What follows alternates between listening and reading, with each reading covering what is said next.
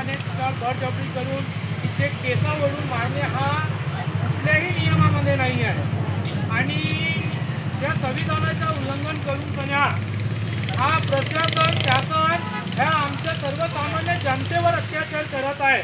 आपण कुठली आवाज उठवला होता की आमच्या ज्या परिसरामध्ये दारू भट्टी किंवा बार किंवा ह्या आपल्याला पाहिजे नाही. एक आळचा हा आमचा समाज पाटील म्हणून महाजन म्हणून ओळखला जात होता. पण ह्या समाजाची आता अवस्था का म्हणून झाली आहे? फक्त या दारूमुळे झालेली आहे. म्हणून आमच्या ज्या महिला मंडळी आहेत त्यांना माहिती आहे की आपल्या घरचा जो पती आहे तो पिऊन कसं म्हणजे त्याचे हाल का होते, आपल्या परिवाराचे का हाल होते. आपल्या हक्क अधिकारासाठी मागण्याकरिता तुम्ही रस्त्यावर आल्या आणि आमच्या ह्या महिलांवर रस्त्यावर आल्या असता त्या शासन पोलीस प्रशासनाने त्यांच्यावर अत्याचार केला. म्हणजे हा कुठपर्यंत न्याय देण्याचं म्हणजे कुठे तुम्ही हे करत आहात? कोणत्या दिशेला न्याय द्या महाराष्ट्राला? म्हणजे आम्ही आपल्या न्यायाच्या हक्काची मागणी नाही करावं का? करावं की नाही करावं? आज आम्ही मागणीसाठी शांततेने मार्ग करत आहोत ना.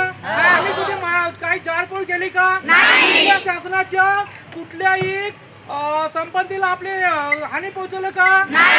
मग यांनी आमच्या महिलावर का म्हणून अत्याचार केला? जबाब द्यायला पाहिजे.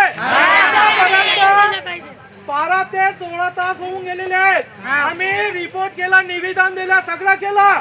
आतापर्यंत शासन कुठे मेलं आहे?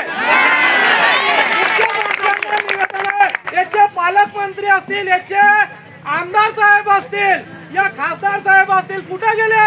म्हणजे फक्त तुम्ही आम्ही न्याय कुणाकडे मागावा?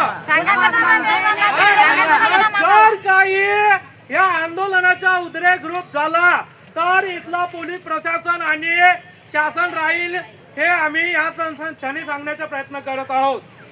आज आम्ही जोपर्यंत शांततेने बसलेला आहोत, तुम्ही आमच्या या शांततेचा अजूनपर्यंत किती अंत घ्याल? झालं ना, एवढं झाले ना, 12 तासपेक्षा जास्त झालेलं आहे ना. आता आम्ही वाट पाहणार नाही. जर शासन याच्यामध्ये दखल घेत नसेल आणि ज्या कोणी पोलीस बांधवांनी आमच्या महिलेवर अत्याचार केलेला आहे, त्याचे केस ओढून मारण्याचं काम केलेलं आहे, जर त्याला सस्पेंड नाही करत असेल तर हा आंदोलन उद्रेक होईल. आणि